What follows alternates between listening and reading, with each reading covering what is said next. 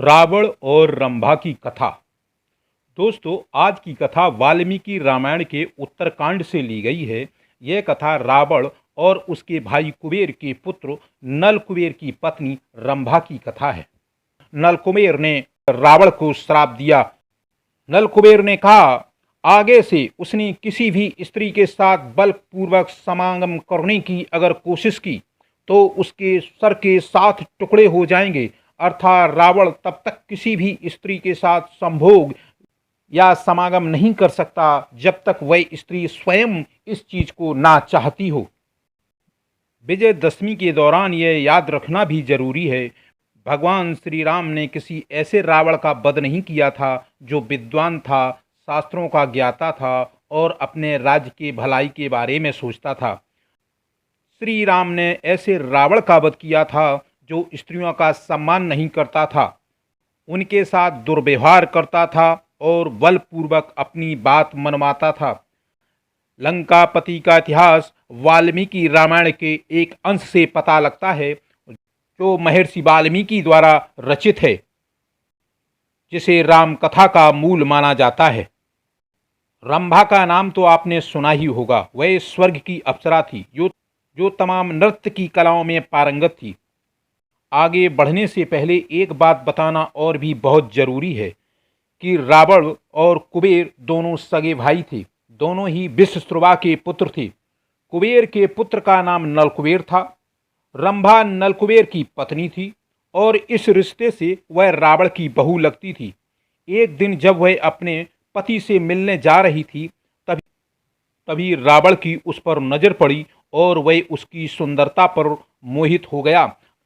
रावण उस समय स्वर्ग जीतने के लिए बड़ी संख्या में सैन्य बल लेकर उधर जा रहा था। उसने रंभा से आपत्तिजनक बातें पूछी। रावण ने रंभा से पूछा, वह इतना सज धज कर किसको तृप्त करने जा रही है। रावण ने इसके लिए संस्कृत का एक शब्द प्रयोग किया था, भोज्यते, जो दिखाता है कि वह स्त्री को सिर्फ भोग की वस्तु समझता था। रंभा ने रावण को रिश्ते नाते की याद दिलाई। रावण ने पहले तो मानने से इनकार कर दिया कि वह उसकी पुत्रवधू है, लेकिन जब रंभा ने नलकुबेर के बारे में बताया तो रावण ने फिर भी आनाकानी शुरू कर दी। उस समय रंभा काफी डरी हुई थी। वह देवताओं को भी जीत चुके रावण के बारे में अच्छी तरह जानती थी कि वह कुछ भी कर सकता है। डर से कांप रही रंभा को शायद यह नहीं पता था कि रावण अपनी दुष्टता के कारण रिश्ते नातों की परवाह नहीं करता है। क्या आपको पता है, जब यह साबित हो गया कि रंभा रावण की पुत्रवधू है तब रावण ने क्या जवाब दिया था? रावण ने कहा, सारे रिश्ते नाते सिर्फ स्त्रियों को ही शोभा देते हैं, किसी समर्थमान पुरुष को ये शोभा नहीं देते। उसने रंभा से कहा कि स्वर्गलोक में तो ऐसा कोई कानून या रिश्ते नाते नहीं होते। उसके बाद रावण ने रंभा को जांघों और वक्षस्थलों पर आपत्तिजनक टिप्पणी की। साथ ही उसने घमंड में चूर होकर अपनी वीरता के कई बखान किए और यहाँ तक कहा कि अश्वनी कुमार सहित दुनिया का कोई भी पुरुष उससे बेहतर नहीं है। रावण किसी भी स्त्री की तरफ सही नज़र से नहीं देखता था। वाल्मीकि रामायण के अनुसार रावण ने रंभा के साथ बलात्कार किया।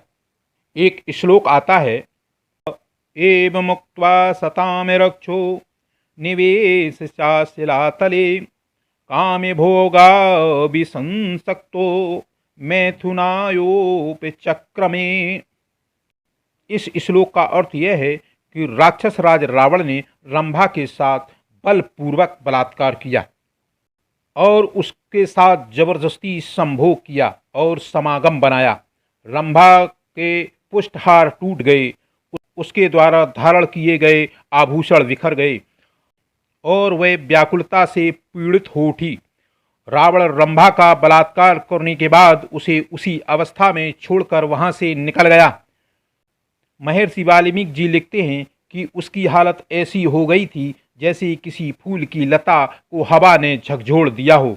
उसका श्रृंगार अस्त व्यस्त हो गया था और उसका शरीर कांप रहा था। बिलखती हुई रंभा अपने पति नलकुबेर के पास पहुंची और उसके पैरों पर गिर पड़ी और रोने लगी। रंभा ने नलकुबेर को बताया कि रावण स्वर्ग जीतने के लिए भारी संख्या में सैन्य बल लेकर आया हुआ है और इसी दौरान उसने उसका बलात्कार किया। कहा जाता है नलकुबेर महामना थे। उनमें ब्रह्मा जैसी धर्मशीलता और भगवान श्री राम जैसी वीरता थी। अपनी पत्नी के साथ हुए बलात्कार से वह क्रुद्ध होकर नलकुबेर ने उसी क्षण रावण को श्राप दिया।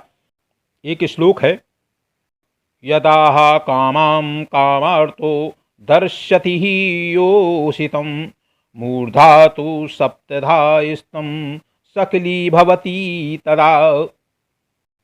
नलकुबेर ने कहा, आगे से उसने किसी भी स्त्री के साथ बलपूर्वक समागम करने की अगर कोशिश की तो उसके सर के 7 टुकड़े हो जाएंगे। अर्थात रावण तब तक किसी भी स्त्री के साथ संभोग या समागम नहीं कर सकता जब तक वह स्त्री स्वयं इस चीज को ना चाहती हो। अब आपको जवाब मिल गया होगा रावण सीता से इतनी मिन्नतें क्यों कर रहा था। उसने क्यों सीता के साथ लंका में जबरन कुछ गलत करने की कोशिश नहीं की। ये कथा यहीं पर समाप्त होती है। धन्यवाद।